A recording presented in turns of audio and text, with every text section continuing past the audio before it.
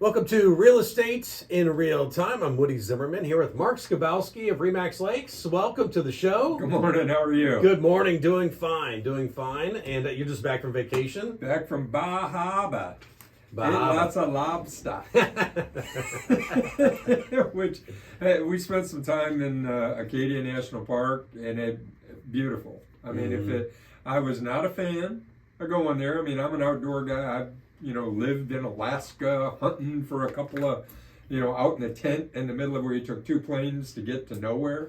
So I don't need to hike. I don't need to prove myself by can I survive in the environment. But Acadia is beautiful. Yeah. It's the coast of Maine is gorgeous. The ocean is chilly. I bet. I did actually swim. I did actually get in and swim. I say swim. Yeah. Didn't take too long.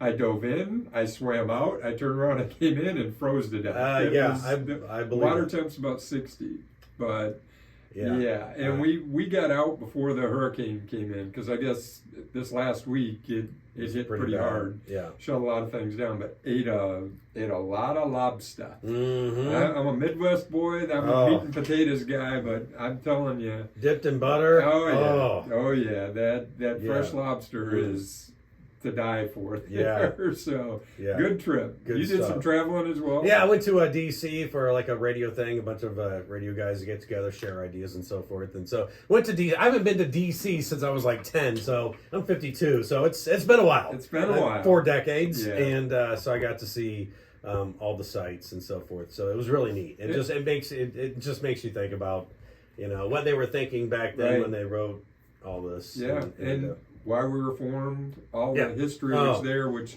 nowadays we're rewriting all that history. We're taking down statues and things to those folks that founded this great country. It just drives me nuts. Oh, I know. But I don't mean to get political. No, but I know, but I get it. I get it. Yeah, I know. Well, hey, I thought today we'd talk a little bit about appraisals. Okay, all right. You go through transactions, and my latest and greatest is appraisals. Are things happening on time? Clients, it's just, so what's the appraisal do for me? Why do I need to do it? All of those things. So I thought we'd talk a little bit about that. There is a common misconception to where if somebody's paying cash, that they don't have to have an appraisal, which is true. Okay. I shouldn't say it's a misconception. You do not need to have an appraisal if you're paying cash. However, you can choose to have an appraisal if you're paying cash. So that's the misconception to where, hey, I can't have an appraisal. The buyer can choose to, Correct. So they modified our purchase agreements a couple of years ago and added in a block to where if someone's paying cash, that they will or will not have an appraisal. So cash buyers, you can still have an appraisal. Now, many choose not to. They're paying cash for a reason, don't care. They're going to want to buy the house. They're okay with that. So they can select that. So what's the purpose of an appraisal? Do you have to have one? Well, if you're financing, 9 times out of 10, yes, you do. Your lender is going to require you to have an appraisal done in order to purchase the house. Okay. So, who pays for that appraisal? Well, the buyer pays for that appraisal. Okay. That is part of their closing costs, is what the appraisal is. It's part of what it costs them to have the lender loan them the money so that they can purchase. Okay. So, so do I have to have one? Yes, you do. If you're financing 9 out of 10 times, occasionally the lenders will do what's called an appraisal waiver. So that's why I say it's 9 out of 10 times. So if I have somebody who's got extremely great credit and they're putting a significant amount of money down, 50, 60% down, at lender discretion, they can waive the appraisal requirement. Okay. But that is not the norm. Yeah. That is not the norm. Most people that are financing do have an appraisal, but there can be cases. And I've had it happen to me as a listing agent. We're 3 weeks into the transaction and the appraisal hasn't been ordered yet. Or they have not been a request for a site visit by the appraiser. And I'm like, well, hey, so I reached out to the buyer's agent. He said, well, I don't know what's happening. I called the lender, and the lender said, no, we're waiving the appraisal. Loan's good. We're good to close whenever. Wow. So it's a surprise if it happens. It's definitely not the norm. It's a good thing from a transaction standpoint. the buyer at that point doesn't have anybody that goes out and independently verifies or validates the price that they're paying. Mm-hmm. But again, those are extremely rare cases. They've happened more times recently in the last year or so than what I'd had them prior to 2008, 2009. Sure. We had a lot of appraisal waivers happening at that time, Yeah. pre-crash. Yeah, yeah. So I don't, even being in the business, I'm not interested. I don't want to see those happen. Mm-hmm. It's not my decision. It's the lender's decision. Right, right. So can you purchase a house without an appraisal if you're financing? Yes, but in very, very, very rare situations. Sure. So I guess the next question is, who orders the appraisal? The lender will order the appraisal. I've had people ask me, well, do I have to do it?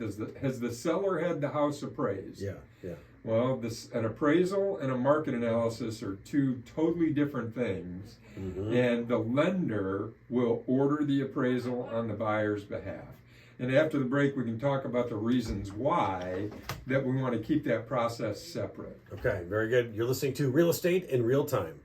Welcome back. You're listening to Real Estate in Real Time, and we're talking about appraisals today and the difference between an appraisal and a comp analysis of a property. Yeah, so when an agent does a market analysis, a CMA, comparative market analysis, competitive market analysis, whatever an agent chooses to call it, what we're doing is looking at actives and solds, and we are trying to set the value of what we're going to list the property for. Okay. The appraisal, on the other hand, is there to support the value that is written onto the purchase agreement. Okay, yeah. The two totally different things. You know, and I explain that to folks a lot when we're going out the list. Well, I had an appraisal for a refi. Well, yeah, but the appraisal, how much do you need to get? How much do you need it to appraise for so you can do whatever you need to do? For setting the market price, we do a market analysis. The appraiser's job is to support the value for the lender. Mm-hmm. Does the property support the agreed upon purchase price for the lender to make the loan? Mm-hmm. That's the purpose of the appraisal. So it has to be a disinterested third party. Yep. So back in 08, 09, there were a lot of changes to the finance world. So they have to use these appraisal management companies. So back years ago, lenders had one or two appraisers. That's who they used. They used them all the time. Okay. Well, the government thinks that, okay, they were too cozy. They were just supporting the values so that they could keep their jobs, so they could keep appraising. Okay. So now it goes into an appraisal management company. So you go in, you meet with your lender, you write a check for the appraisal, so the buyer pays for the appraisal. Okay. The lender will order the appraisal through an appraisal management company, and then they will send it out to 3 or 4 different appraisers that are in their group, and they pick it up. They say, yes, I'll do the appraisal. Oh. So that's how it happens. Nobody gets to say, this is the appraiser I want to use. It's someone at random. Someone at random. I mean, now granted, every lender has appraisers that they've approved. Yeah. So they are approved, but it's random, randomly selected through that appraisal management company. Now, again, I'm making these statements. There could be lenders out there that have a different process. In general is what I'm talking about. Yeah. Yeah. So the appraiser will go out. They'll do a site visit to the property. They actually measure square footage. They will go in and measure every room. They'll take pictures. They come up with a square footage and then a basic summary of what the property looks like. And then they will compare with a minimum, in general, of 3 active and 3 sold comps. That's generally what they do. Now, and lakes are tough.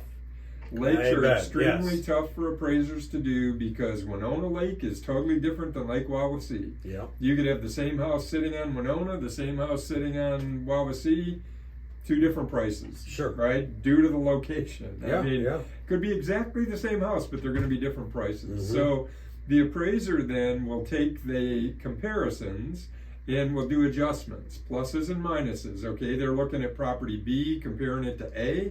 Well, B has a nicer garage, has better finishes, so they'll make adjustments to make A and B match.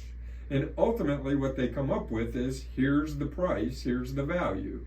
So I don't pretend to know exactly what appraisers do, because what they do is different than what I do. And trying to set the value because again, they are supporting the value that's there. They'll give a, as repaired in some cases. If you're FHA, USDA, VA, the appraiser may actually note that there are some repairs that need to be done. And in order for the buyer to get financing, those repairs need to be completed, which will require the appraiser to go back out and re-inspect that the repairs are done and completed. So, if you're a buyer, don't be surprised if an appraisal comes back, and it may come back at value, and the appraiser says, well, you need to fix 3 broken windows. Well, it's not the buyer's responsibility to do that, it's the seller's. The seller, in order to get the financing for the buyer, needs to make the repairs to those windows. They need to be done, corrected. The appraiser will come back out, do another site visit, verify that the repairs are made, and then can sign off saying, yes, the appraisal's good. That's quite the process. It is a huge process, and it doesn't happen overnight. And when I say you go through the market, been doing this a long time, and you just go through different phases. Lately, the bane of my existence is appraisals. And when I say that, it's that they're not done quickly enough. But the reality is they're done within the time frame they're supposed to be. But we were so used to getting them back in a day or two. Well, when I did a refi, it was a drive-by. It was like, that works. Right, to where now it could take 10 business days to get that appraisal back. So buyers, slow your roll. We're all excited. Let's get that appraisal, give them time to do their job and do it right. Could take 10 days. Order it early, though. order it early. And that's a good point. Don't wait until after your inspections are done to do it. And many buyers think that, I'll wait and I'll order it. Our purchase agreements specifically say the appraisal is to be ordered immediately. Not wait until 15 days in, order it immediately. I've had that happen recently, where I had to call and counsel the lender. Stay in your lane. I'm the real estate guy. Get that appraisal. So the appraisal is an important part of our process. I do want buyers to know that the appraiser does have the purchase agreement. A lot of people say, well, I didn't know they had it. They do.